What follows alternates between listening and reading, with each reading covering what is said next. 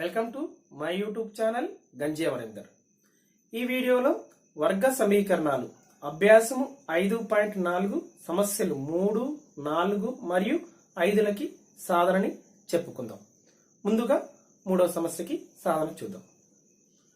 మామిడి పండ్లను నిల్వ చేయుటకు పొడవు వెడల్పునకు 2 రెట్లు ఉండే విధంగా 800 చదరపు మీటర్ల వైశాల్యం గల ఒక దీర్ఘచతురస్రాకార స్థలమును ఏర్పాటు చేయగలమా? చేయగలిగితే దాని పొడవు వెడల్పులను కనుగొనము అన్నాడు. అయితే ముందుగా ఏంటి ఇక్కడ ఇచ్చిన సమాచారాన్ని ముందుగా నేను రాసుకున్నాను. ఏమని ఇచ్చిండు అంటే దీర్ఘచతురస్రాకార స్థలము యొక్క పొడవు వెడల్పునకు 2 రెట్లు అని ఇవ్వబడింది. అంటే ఇక్కడ మామిడి పండ్లను నిల్వ చేయడానికి ఒక స్థలాన్ని దీర్ఘచతురస్రాకారంలో ఏర్పాటు చేసుకోవాలి. అక్కడ పొడవు ఎలా ఉంటుంది? వెడల్పునకి 2 రెట్లు. మరి దాని వైశాల్యం ఎంత ఉండాలి? 800 చదరపు మీటర్ల వైశాల్యం ఉండే విధంగా మనము ఏర్పాటు చేయగలమా అంటున్నాం. ఓకేనా? కాబట్టి ఇచ్చిన సమాచారం రాసుకుంటున్నాం. ఏంటి? దీర్ఘచతురస్రాకార స్థలము పొడవు వెడల్పునకు 2 రెట్లు అని ఇవ్వబడినది. ఓకేనా? అంటే దాని అర్థం ఏంది? పొడవు ఈజ్ ఈక్వల్ టు 2 ఇంటూ వెడల్పు. అంటే వెడల్పు తెలిస్తే దాన్ని 2 చే గుణిస్తే ఆ దీర్ఘచతురస్రాకార స్థలం యొక్క పొడవు తెలుస్తుంది. ఓకేనా? అయితే అందుకే నేనేమనుకున్నాను, దీర్ఘచతురస్రాకార స్థలం యొక్క వెడల్పు x మీటర్లు అనుకుంటే ఆ దీర్ఘచతురస్రాకార స్థలం యొక్క పొడవు ఏమవుతుంది? 2x మీటర్లు అగును. ఓకేనా? మరి ఇంకేమిచ్చిండు? దీర్ఘచతురస్రాకార స్థలం యొక్క వైశాల్యం ఏమిచ్చిండు? 800 చదరపు మీటర్లు. ఇది కూడా రాసుకున్నా. దీర్ఘచతురస్రాకార స్థలం వైశాల్యం 800 చదరపు మీటర్లు. మనకు దీర్ఘచతురస్రం యొక్క వైశాల్యం ఏంటి? పొడవు ఇంటూ వెడల్పే కదా. అంటే 800 ఈజ్ ఈక్వల్ ఏంటి? ఏమని రాసుకోవాలి? వైశాల్యం ఈజ్ ఈక్వల్ పొడవు ఇంటూ వెడల్పు ఈజ్ ఈక్వల్ 800. ఇక్కడ పొడవు ఏంటి? 2x, వెడల్పు x. కాబట్టి ఇందులో 2x into x is equal to 800. ఓకేనా? 2x అంటే 2x స్క్వేర్ ఈజ్ ఈక్వల్ 800.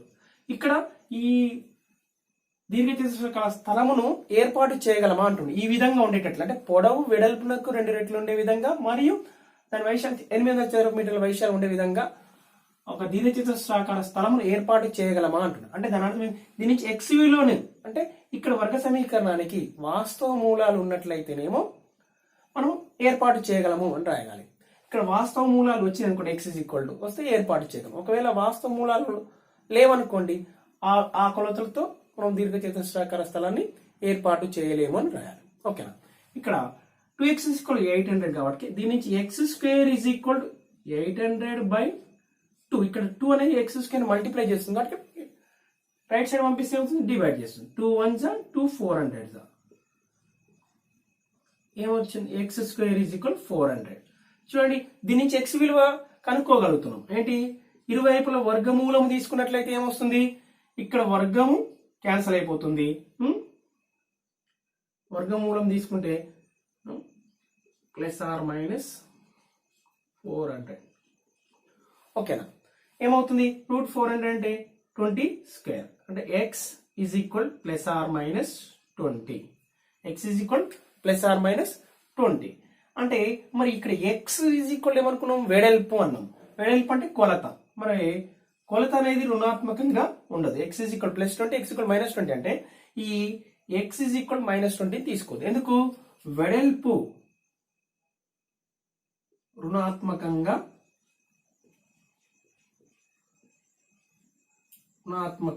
కాదు. ఈక్వల్ ఏమవుతుంది? 20 అగును.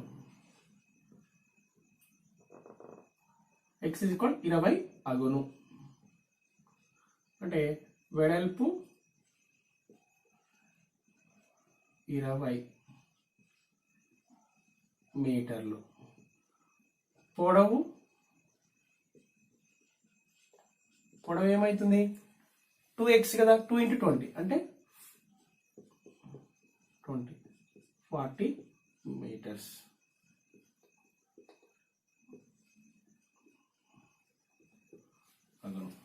ఓకేనా? ఇక్కడ మనము స్థలమును ఏర్పాటు చేయగలమా అన్నాడు. అంటే దీనికి ఏంటి? మనము b² వర్గ సమీకరణం వచ్చిన తర్వాత b² - 4ac కనుక్కుంటే అది greater than 0 or greater than or equal to 0. B square minus 4ac value greater than 0 అన్నా కావాలి, లేదా ఈక్వల్ టు 0 అన్నా అయితేనే అప్పుడు అలాంటి సందర్భంలో మాత్రమే వాటికి వాస్తవ మూలాలు ఉండవు. ఒకవేళ లెస్ దెన్ 0 వచ్చింది అనుకోండి, దానికి వాస్తవ మూలాలు ఉండవు. అప్పుడు ఇది ఏర్పాటు చేయలేమని రాస్తాం. ఇక్కడ మనం direct B square minus 4ac విలువ కనుక్కోవాల్సిన అవసరము లేకుండానే మనకి x is equal plus or minus 20 అని వచ్చింది. ఎందుకంటే ఎక్స్ స్క్వేర్ ఈజ్ ఈక్వల్ 400 అంటే x ఈజ్ ఈక్వల్ ఏమవుతుంది, ప్లస్ ఆర్ మైనస్ 20 అవుతుంది. అంటే 400 is the square of 20 or minus 20. 400 is the square of 20 square అని రాసుకోవచ్చు, లేదా మైనస్ 20 స్క్వేర్ అని రాయొచ్చు. అందుకే 400 అన్నప్పుడు స్క్వేర్ రూట్ తీసుకుంటే మనకు అందుకే ప్లస్ ఆర్ మైనస్ 20 వస్తుంది x ఈజ్ ఈక్వల్ టు ఇక్కడ. కాబట్టి అందుకే వెడల్పు రుణాత్మకం కాదు. x అనేది వెడల్పు అనుకున్నాం కాబట్టి అది రుణాత్మకం కాదు. వెడల్పు అనేది రుణాత్మకం కాబట్టి x ఈక్వల్ ఏమవుతుంది, 20 అగును. వెడల్పు 20 అంటే పొడవు ఏమవుతుంది, 2 into 20 కాబట్టి 40 మీటర్స్ అగును. ఓకేనా. 4వ సమస్యని చూద్దాం. ఇద్దరి మిత్రుల వయసుల మొత్తము 20 సంవత్సరములు.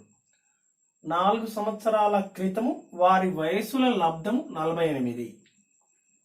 ఇది సాధ్యమేనా?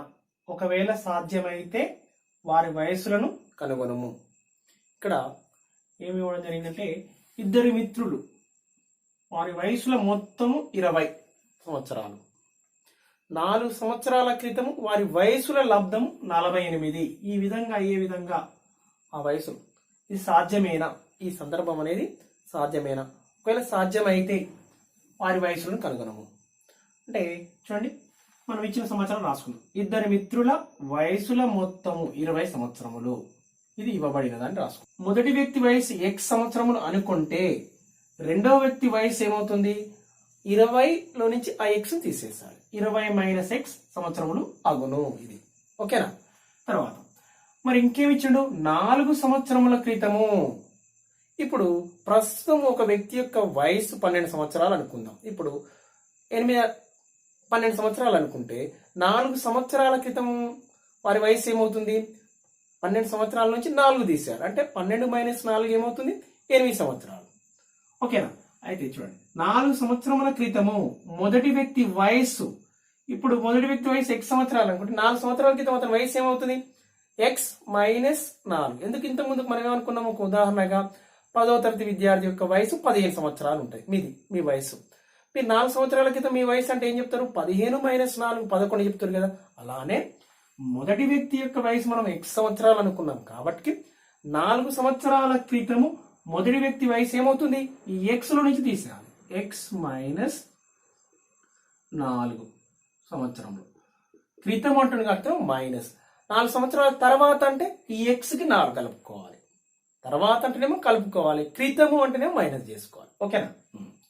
4 సంవత్సరాల క్రితం మరి రెండవ వ్యక్తి వయసు ఏమవుతుంది, 20 మైనస్ x కదా. ఇప్పుడు రెండవ వ్యక్తి యొక్క వయసు ఇప్పుడు 20 మైనస్ x. మరి 4 సంవత్సరాల క్రితం అంటే ఇందులో నుంచి తీసేయాలి. 20 మైనస్ x లో నుంచి 4 తీసేయాలి. ఓకేనా. 20 మైనస్ x మైనస్ 4 సంవత్సరములు అగును. 4 సంవత్సరాలకి అంటే 20 నుంచి 4 పోతే 16 మైనస్ x సంవత్సరములు అగును. రెండవ వ్యక్తి వయస్సు 4 సంవత్సరాల క్రితము రెండవ వ్యక్తి యొక్క వయస్సు 16 మైనస్ x సంవత్సరములు అగును. ఇక్కడ ఏమిచ్చాడు, 4 సంవత్సరాల క్రితము వారి వయసుల లబ్ధం ఇచ్చాడు. ఓకేనా. కాబట్టి 4 సంవత్సరాలు అది రాసుకుందాం. 4 సంవత్సరాల క్రితము వారి వయసుల లబ్ధము 48. 4 సంవత్సరాల క్రితము వారి వయసుల లబ్ధము 48. అంటే ఇది ఇంటూ ఇదే కదా, x మైనస్ 4. 4 సంవత్సరాల క్రితం మొదటి వ్యక్తి యొక్క వయస్సు ఇంటూ రెండవ వ్యక్తి యొక్క వయసుల లబ్ధమే కదా 48. కాబట్టి therefore x minus 4 into 16 minus x is equal to 48. ఇప్పుడు దీన్ని సూక్ష్మీకరిస్తే మల్టిప్లై చేసి మనకి వస్తుంది వర్గ సమీకరణం వస్తుంది. ఇక్కడ ఇది సాధ్యమేనా అన్నాడు. అంటే మనము విచక్షణ బి స్క్వేర్ మైనస్ 4ac కనుక్కుంటే మనకు ఏంటి, వారి మూలాల స్వభావం తెలుస్తుంది. వాస్తవ మూలాలు ఉంటేనేమో సాధ్యమే అని చెప్పేసి మనము వారి వయసు కనుక్కోవాలి. ఒకవేళ వాస్తవ మూలాలు లేవనుకోండి, అప్పుడు ఏంటి, ఇది సాధ్యం కాదని రాయాలి. ఓకేనా. ఇప్పుడు మల్టిప్లై x ఇంటూ ఈ bracket multiply 16x plus into minus minus x into x square అవుతుంది. మైనస్ 4 ఇంటూ ప్లస్ 16 మైనస్ ఇక్కడ ప్లస్ అంటే మైనస్ 4 16 జా అంటే 16 4 జా 64 minus into minus plus 4 into X 4x is equal 48. చూడండి ఇక్కడ LHS వాల్యూని నేను RHS వైపు RHS లో ఉన్న 48 LHS వైపు రాసుకుంటున్నా. LHS 48ని ఇటువైపు తీసుకున్నా, ఎడమ వైపు రాసుకున్నా. ఈ మొత్తం విలువని RHS రాసుకుంటున్నా. చూడండి మైనస్ ఎక్స్ స్క్వేర్ తర్వాత ఎక్స్ పదం రాసుకుందాం. 16x ప్లస్ 4x అంటే 20x మిగిలింది మైనస్ 64. ఓకేనా? ఇప్పుడు ఇక్కడ ఉన్న RHS లో ఉన్న ఈ మూడు పదాలని ఎడమ వైపు తీసుకొస్తే ఏమవుతుంది, వాటి యొక్క గుర్తులు మారుతాయి. మైనస్ ఎక్స్ స్క్వేర్ ఇటు వస్తే ప్లస్ ఎక్స్ స్క్వేర్ అవుతుంది. తర్వాత ప్లస్ ఎక్స్ 20x అనేది ఇటు వస్తే మైనస్ 20x అవుతుంది. మైనస్ 64 ఇటు వస్తే ప్లస్ 64 అవుతుంది. ఇక్కడ ఆల్రెడీ 48 ఉంది. ఇవన్నీ పదాలు ఎడమ వైపు వచ్చినాయి కాబట్టి లెఫ్ట్ సైడ్ రాసుకున్నాం కాబట్టి ఇక్కడ ఏమున్న అన్ని పదాలు ఇటు పోతే ఇక్కడ 0 ఏముండవు. ఇక చూడండి X square minus 20x plus 112 is equal 0. ఇప్పుడు ఇది ఒక వర్గ సమీకరణం ఎక్స్ లో. ఇప్పుడు దీని నుంచి మనము B square minus 4ac value కనుక్కుందాం. ఓకేనా? ఏ ఈజ్ ఈక్వల్ అంటే ax square plus bx plus c పోల్చగా అని పోల్చినట్లయితే ఏమవుతుంది, a is equal to 1, b is equal to minus 20, c is equal to 1112. B square minus 4ac value కనుక్కుంటే b square అంటే minus 20కి స్క్వేర్ మైనస్ 4a అంటే 1, c అంటే 112 minus 20కి స్క్వేర్ మైనస్ 20 స్క్వేర్ అంటే మైనస్ 20 ఇంటూ మైనస్ 20 అంటే 400 plus 400 4 into 112 అంటే ఏమవుతుంది 448 అవుతుంది. 12 4 జా 48 100 జా 400 ఏమవుతాయి 448 అవుతుంది. 400 మైనస్ 448 ఏమవుతుంది మైనస్ 48 అంటే లెస్ దెన్ 0 కదా, నెగిటివ్ వాల్యూ వచ్చింది, రుణాత్మకం వచ్చింది. అంటే బి స్క్వేర్ మైనస్ 4ac ఏమైంది మైనస్ 48 వచ్చింది అంటే లెస్ దెన్ 0. అంటే b square minus 4ac is less than 0. కావున ఏంటి వాస్తవ మూలాలు లేవు, వాస్తవ మూలాలు లేవు. అంటే వాస్తవ మూలాలు లేవు కాబట్టి ఈ సందర్భం అంటే ఏ విధంగా ఇద్దరు మిత్రుల వయసు 20 మరియు 4 సంవత్సరాల క్రితం వారి వయసుల లబ్ధం 48 అయ్యే విధంగా సాధ్యము కాదు. ఇది సాధ్యము కాదు.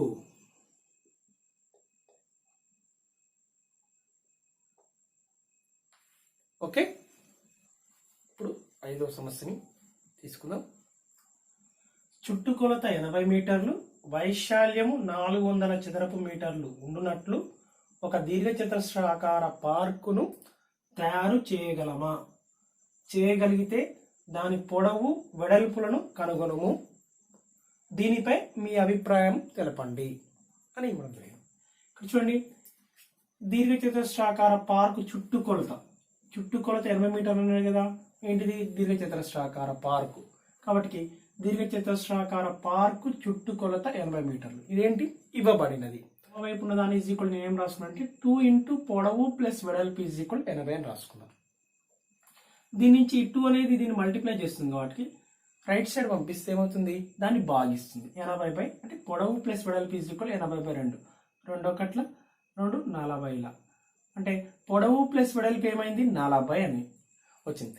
ఇందులో పొడవు కానీ వెడల్పు కానీ తెలిస్తే దాని నుంచి ఏం రాయొచ్చు, ఏదైనా ఒకటి దాన్ని నేనేమనుకుంటున్నా పొడవును కానీ వెడల్పు కానీ అంటే పొడవు ఈజ్ ఈక్వల్ ఏమనుకుంటున్నానంటే x మీటర్లు అనుకోగా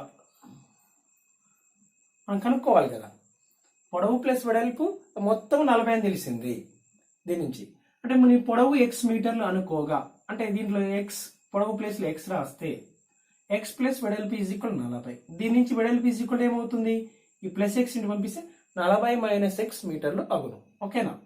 ఇది ఇప్పుడు దీని నుంచి వెడల్పు ఏమో 40 మైనస్ x మీటర్లు, పొడవు x మీటర్లు మనం అనుకున్నాం కదా. ఇంకా ఇంకేమిచ్చిండు, వైశాల్యం 400 చదరపు మీటర్లు ఉండినట్టు ఒక దీర్ఘచతురస్రాకార పార్కును తయారు చేయగలరా అంటుండు. గలమా అంటే మరియు దీర్ఘచతురస్రాకార పార్కు వైశాల్యము 400 చదరపు మీటర్లు, ఇది కూడా ఇవ్వబడింది. ఓకేనా, అంటే దీర్ఘచతురస్రాకార పార్కు వైశాల్యము అంటే దీర్ఘచతురస్రం యొక్క వైశాల్యం ఈజ్ ఈక్వల్ ఏంటి, పొడవు ఇంటూ వెడల్పు కదా. ఎడమ వైపు ఏమని రాసుకోవాలి, పొడవు ఇంటూ వెడల్పు ఈజ్ ఈక్వల్ 400 తీసుకొని ఇక్కడ పొడవును మనం ఏం తీసుకున్నాము, ఎక్స్ ఎక్స్ అని, వెడల్పు ఏమనుకున్నాము 40 minus X 40 minus X is equal to 400. ఇప్పుడు మనకి ఈ రెండింటి మల్టిప్లై చేసినట్లయితే మనకు ఏమవుతుంది, వర్గ సమీకరణం వస్తుంది. ఎక్స్ ఇంటూ 40 అంటే 40x plus x into minus x అంటే minus x square is equal 400. చూడండి, ఎడమ వైపు ఉన్నదాన్ని కుడివైపు రాస్తున్నా, ఆర్హెచ్ఎస్లో ఉన్నది కుడివైపు ఉన్నదాన్ని ఎడమ వైపు రాస్తున్నా, అంటే 400 is equal 40x minus x square. ఇప్పుడు జస్ట్ ని చేంజ్ చేసిన ఎల్హెచ్ఎస్ ఉన్న విలువని ఆర్హెచ్ఎస్ లో ఇప్పుడు ఆర్హెచ్ఎస్ లో ఉన్న విలువను మొత్తము ఇప్పుడు పక్షాంతరం చెందిస్తున్నాం. ఇటువైపున ఇటు పంపించడం చేస్తే ఏమవుతుంది, గుర్తులు మారుతాయి. Minus x square plus X square అవుతుంది. 40x ప్లస్ ఉంది కాబట్టి మైనస్ అవుతుంది. ఇది ప్లస్ 400 ఈజ్ ఈక్వల్ 0. ఇప్పుడు ఏంటి, వర్గ సమీకరణం వచ్చింది. ఇది సాధ్యమే, దీర్ఘచతురస్రాకార పార్కును తయారు చేయగలమా అంటున్నాం. అంటే చేయగలిగితే దాని పొడవు వెడల్పులను కనుగొనము అంటున్నాం. మనము దీనికి వాస్తవ మూలాలు ఉన్నాయనుకోండి, సాధ్యమే. ఈ కొలతలతో ఈ విధంగా దీర్ఘచతురస్రాకార పార్కును తయారు చేయగలము. ఒకవేళ దీనికి వాస్తవ మూలాలు లేనట్లయితే మనం సాధ్యము కాదు అని రాయాలి. కాబట్టి ఫస్ట్ నేను దీన్ని ax² + bx + cతో పోల్చినట్లయితే పోల్చగా a is equal to 1, b is equal to minus 40, x coefficient, స్థిర పదము c is equal to 400. దీని నుంచి మనం b² - 4ac విలువని కనుక్కుందాం. అది greater than 0 or equal to 0 వచ్చింది అనుకోండి, సాధ్యమే. చేయగలమా అంటే తయారు చేయగలమని తయారు చేయగలం. b² - 4ac కనుక్కుందాం. b² - 4ac, b² అంటే -40కి square, -40 square minus 4a, a అంటే 1, c అంటే 400, -40 స్క్వేర్ అంటే -40 స్క్వేర్ అంటే -40 ఇంటూ -40, మైనస్ మైనస్ ప్లస్ 4 4 జా 16, 10 10 జా 100 అంటే 16 ఇంటూ 100 1600 అవుతుంది. -400 400 4 4 జా 16. చూడండి, 1600 - 1600 0 అంటే b² - 4ac is equal to 0 వచ్చింది. రిజెక్షన్స్ ఉన్నాయన్నప్పుడు ఏంటి, మూలాలు వాస్తవాలు. అంటే ఇది తయారు చేయగలము అంటే సాధ్యమే, తయారు చేయగలము అంటే మూలాలు వాస్తవాలు.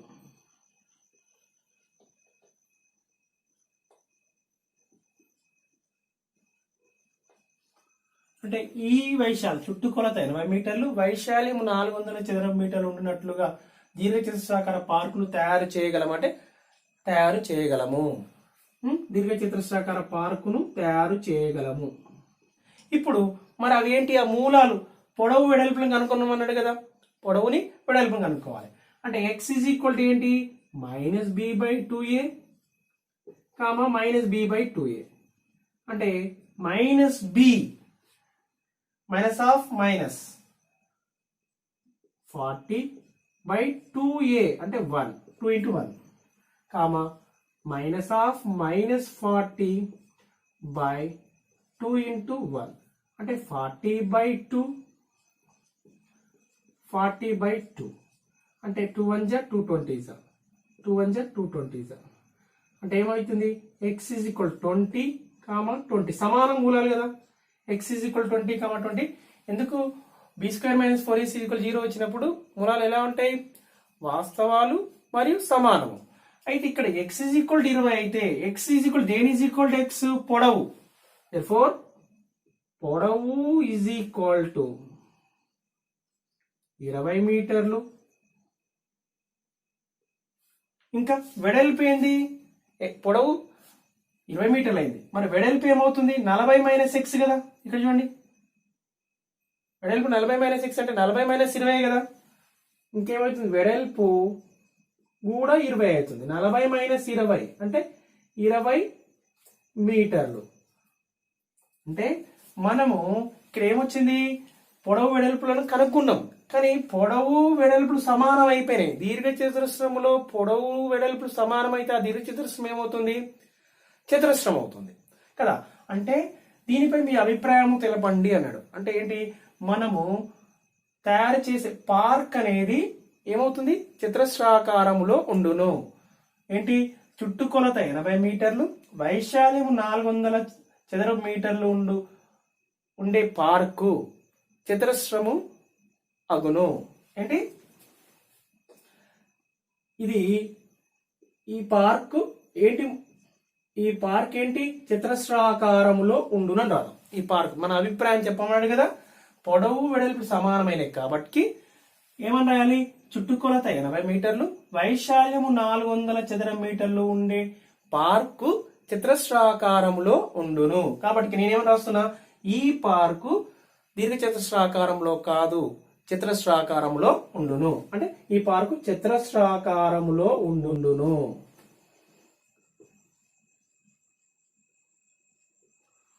Okay, thank you.